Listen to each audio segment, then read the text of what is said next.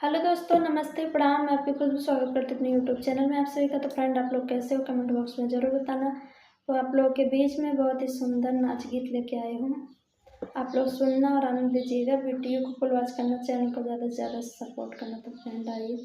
नैहर में नंदी मोरी गर्दा उड़वली, नैहर में नंदी मोरी गर्दा उड़वली, ससुरा में भी पर्दा नाही बाहो, ससुरा में भी पर्दा नाही बा।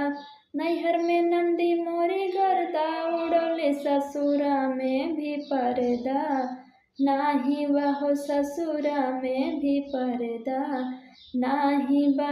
सास ससुर के बात न माने, जेठ के वो खुद समझावे, न जाने कैसन मिलल बा मर्दा, न जाने कैसन मिलल बा मर्दा, ससुरा में भी पर्दा नाही बाहो, ससुरा में भी पर्दा नाही बा।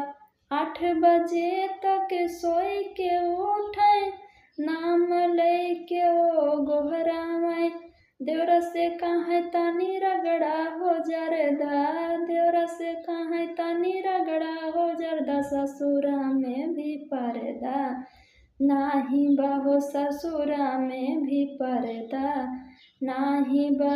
नैहर में नंदी मोरी गर्दा उड़ौली, ससुरा में भी पर्दा नाही बाहो, ससुरा में भी पर्दा नाही बा।